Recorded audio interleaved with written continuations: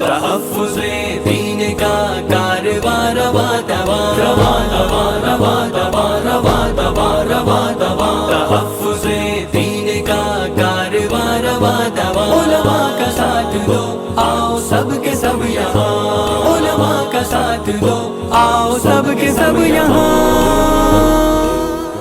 اب T V تو آثار قدیمہ کی چیز ہو گئی، اب موبائل شریف ہے، جس کے ہاتھ میں دیکھیے موبائل شریف، منہ میرا موبائل شریف کی طرف، اور سب لگے ہوئے ہیں۔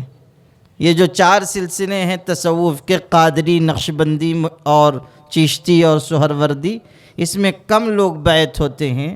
جو 5واں سلسلہ ہے سلسلہ عالیہ وٹسپیہ، اس میں زیادہ لوگ بیعت ہوتے ہیں، اسی میں خلافت بھی زیادہ ملتی ہے۔ جس کو دیکھیے اسی سلسلہ شریفہ میں داخل ہے۔ اور پہلے لوگ کہتے تھے نیکی کر دریا میں ڈال، آج کل کہتے ہیں نیکی کر واٹس ایپ پہ ڈال۔ ہو گیا سارا معاملہ تمام۔ ہماری عبادت میں، ہمارے دینی کاموں میں، ہماری ملی محنتوں میں، سب میں یہ دکھاوا گھس گیا، اور ہمارا جذبہ یہ کم ہے کہ اللہ راضی ہو۔ اللہ معاف کرے، میں اپنے آپ کو بھی شامل کرتا ہوں، ہمارا جذبہ کم کہ اللہ راضی ہو، یہ جذبہ زیادہ کہ لوگ دیکھیں کہ ہم کیا کیا کر رہے ہیں، ہم کیا کیا ملت کے لیے کام کر رہے ہیں، تقریر کر رہے ہیں، جلسہ کر رہے ہیں۔ یاد رکھیے گا، آپ کی تعریف کرنے والے لوگ زمین سے لے کے آسمان تک بھی آپ کی تعریف کریں، یہ تعریف آپ کے لیے جنت کا پروانہ نہیں ہے۔ جنت ملے گی اخلاص کی وجہ سے، جو اللہ کے لیے کرے گا۔ قل ان صلاتي ونسكي ومحياي ومماتي لله رب العالمين لا شريك له وبذلك امرت وانا اول المسلمین۔ ارشاد ہوا، اے پیغمبر آپ اعلان کیجئے کہ میری نماز، میری قربانی، میرا جینا، میرا مرنا، چلنا پھرنا، ہر کوشش بس اللہ کے لیے ہے، جو جہانوں کی پرورش کرنے والا ہے، جس کا کوئی شریک نہیں۔ ہمارا مقصد ایک ہو، اللہ راضی ہو جائے۔ ہمارا مقصد واحد ہو کہ اللہ کی رضا مجھ کو نصیب ہو جائے۔ تو آج کل موبائل میں لوگ لگے ہیں، آدھی رات تک جاگتے ہیں، سو گئے فجر کی نماز قضا۔ ہفتوں ہو جا رہے ہیں فجر کی نماز ہم باجماعت نہیں پڑھتے۔ یقین مانیے یہ نماز میں کوتاہی ہمارے دین و دنیا کے کاموں کے بگاڑ کا ذریعہ ہے۔ وہ شخص کیسے اللہ سے قریب ہو سکتا ہے جو اپنے آرام کو اللہ کے فرض پر ترجیح دیتا ہے؟ وہ کیسے اللہ کی نزدیکی پا سکتا ہے جس کی نگاہ میں اپنی راحت زیادہ پیاری ہے بنسبت اللہ کی عبادت کے؟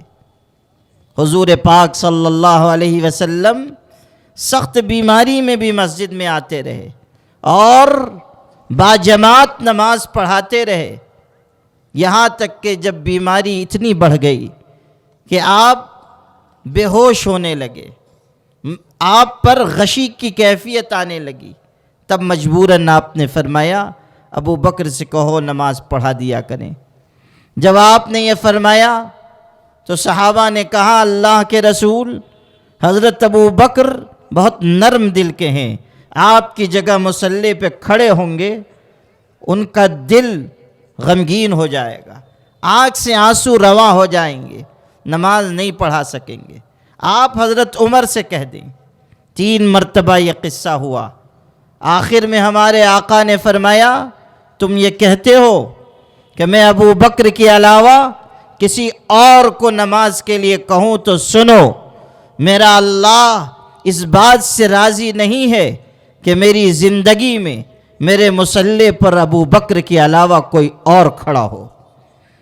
سیدنا ابو بکر صدیق کے بارے میں یہ جملہ آپ نے ارشاد فرمایا اور بتایا کہ اس امت کی امامت اور اس امت کے کاموں کی ذمہ داری سیدنا ابو بکر کے کاندھوں پر ڈالی جائے گی۔ اسی لیے حضرت علی رضی اللہ عنہ کے صاحبزادے محمد ابن حنفیہ انہوں نے یہ فرمایا، واللہ ما احببناہ لہوانا ولا نعتقد فی غیرہ ہوانا اخذنا بقول علی رضی اللہ عنہ وکفانا رضیک رسول اللہ لدیننا افلا نرضاک لدنیانا۔ ارشاد فرمایا سیدنا ابو بکر ہم آپ کو اپنی چاہت کی وجہ سے نہیں چاہتے اور آپ کے علاوہ کسی اور کی توہین بھی نہیں کرتے، اگر ہم آپ سے محبت کرتے ہیں تو اس لیے کہ سیدنا علی نے یہ ارشاد فرمایا تھا کہ اللہ کے رسول نے آپ کو ہمارے دین کے لیے چنا، ہم اپنی دنیا کے لیے آپ کو اپنا امام کیوں نہیں بنائیں گے۔ رضیک رسول اللہ لدیننا افلا نرضاک لدنیانا۔ میرے بھائیو، حضرت صلی اللہ علیہ وسلم اخیر دنوں میں امامت کے لیے نہیں تشریف لا سکے، آخری دن تھا زندگی کا۔ آپ نے اپنی کھڑکی پر سے پردہ ہٹایا اور مسجد میں آپ نے دیکھا، اب سنیے جو سنانا تھا، آپ نے دیکھا صحابہ کرام ایک امام کے پیچھے نماز پڑھ رہے ہیں۔ آپ یہ منظر دیکھ کر خوش ہوئے، جس طرح مالی اپنے باغ کو لہلہاتا دیکھ کر خوش ہوتا ہے، حضور بھی خوش ہوئے اور آپ کے چہرے پر تبسم آیا۔ آپ کی اس کیفیت کو محسوس کر کے اور آپ کے آنے کو محسوس کر کے صحابہ کرام قریب تھا کہ نماز توڑ دیں، لیکن آپ نے اشارہ کیا نماز پڑھتے رہو۔ حضرت انس کہتے ہیں اس وقت حضور کا چہرہ ایسا روشن تھا، ایسا چمکدار تھا، کأنہ ورقۃ مصحف، گویا کہ قرآن پاک کا کوئی ورق ہے، یہ تعبیر استعمال کی۔ حضور کا چہرہ ایسا چمک دمک والا، آخری دن زندگی کے آپ کا چہرہ ایسا روشن، گویا کہ قرآن مجید کا کوئی ورق ہے، قرآن مجید کا کوئی صفحہ ہے۔ چوکو اسٹار اعلیٰ کوالٹی کے عمدہ لذیذ چاکلیٹس علماء حفاظ اور تجارت کرنے والوں کے لیے بہترین موقع۔ چوکو اسٹار اورنگ آباد۔